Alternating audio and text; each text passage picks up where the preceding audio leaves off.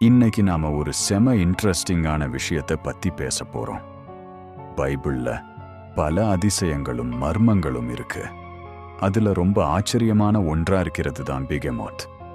இந்த பிகெமோத்தை பற்றி பரிசுத்த வேதாகம பழைய ஏற்பாட்டில் உள்ள யோபு புத்தகம் 40ஆம் அதிகாரம் 15 முதல் 24 வசனங்களில நாம பார்க்கலாம்.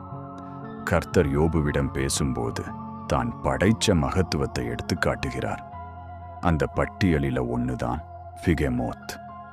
யோபு 40:15 சொல்லப்படுகிறாவது, இப்பயாதும் பிகெமோத்தை நீ கவனித்துப்பார், உன்னை உண்டாக்கினது பேயால அதையும் உண்டாக்கினேன் அப்படின்னு கர்த்தர் யோபு கிட்ட சொல்றாரு. இது கர்த்தர் படைத்த ஒரு ஜீவி. இதோட தன்மைகளை பற்றி கர்த்தர் என்ன சொல்றாருன்னா, பிகெமோத்தோட இடுப்பில தான் அதோட பெலன் இருக்கு.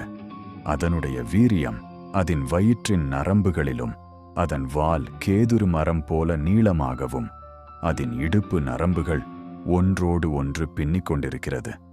அதன் எலும்புகள் வெண்கல குழாய்களைப் போலவும், அதன் கால்கள் இரும்பு கம்பிகளைப் போல இருந்தது. கர்த்தர் எதுக்காக இந்த பிகெமோத்தின் தன்மையை பற்றி கூறினாருன்னா, இந்த மகத்தான படைப்பையே நான் கட்டுப்படுத்துகிறேன், உன் வாழ்க்கையை கட்டுப்படுத்த என்னால் முடியாதா? நீ என்னை நம்ப வேண்டும் என்கிற விதமா பேசினாரு. அடுத்தபடியா கர்த்தர் பிகெமோத் வாழும் விதத்தை பற்றி யோபுவிடம் விளக்கி கூறியிருக்கிறார். மேலும் கர்த்தர் யோபுவிடம் என்ன சொல்றாருன்னா, பிகெமோத்தானது மாட்டை போல புல்லை தின்னும், மலைகள் அதற்கு மேய்ச்சலை விளைவிக்கும், அது நிழலுள்ள செடிகளின் கீழும் நாணலின் மறைவிலும் சேற்றிலும் படுத்துக்கொள்ளும். யோர்தான் நதியின் தண்ணீர் அதன் முகத்தில் மோதினாலும் அது அசையாமல் இருக்கும். இந்த விவரங்கள் அதை ஒரு மிகப்பெரிய சக்தி வாய்ந்த ஜீவியாக காட்டுது. சில வேதாகம அறிஞர்கள் இது ஒரு பெரிய தாவரங்களை உண்ணும் டைனோசராக இருக்கலாம் என்கிறார்கள். பிரியமானவர்களே, பெஹிமத் ஒரு பெரிய பயமுறுத்தும் உயிரினம் மட்டுமில்ல, அது நமக்கு ஒரு நினைவூட்டல். நம்மால கண்ட்ரோல் பண்ண முடியாத விஷயங்கள் நிறைய இருக்கு. நம்மால புரிந்து கொள்ள முடியாத சூழ்நிலைகள் வரும். ஆனா அதை உருவாக்கினவர் இருக்கிறார், அதை கட்டுப்படுத்துகிறவர் இருக்கிறார். அவர்தான் நாம ஆராதிக்கிற கர்த்தர்.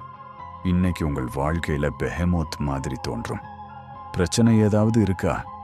பயப்படாதீங்க. அதை மேற்கொள்ளும் விதம் உங்க கையில் இல்லாம இருக்கலாம், ஆனா அது தேவனுடைய கையில் இருக்கிறது. அதனால் நினைவில் வைங்க, நம்மால் முடியாததை தேவன் எளிதாக நடத்துவார். உங்கள் கருத்து என்ன? இந்த பிகெமோத் உங்களுக்கு என்ன சொல்லுது? கமெண்ட்ல சொல்லுங்க. இந்த மாதிரி பைபிள் இன்சைட்ஸ் வேண்டும்னா லைக் மற்றும் ஷேர் பண்ணுங்க.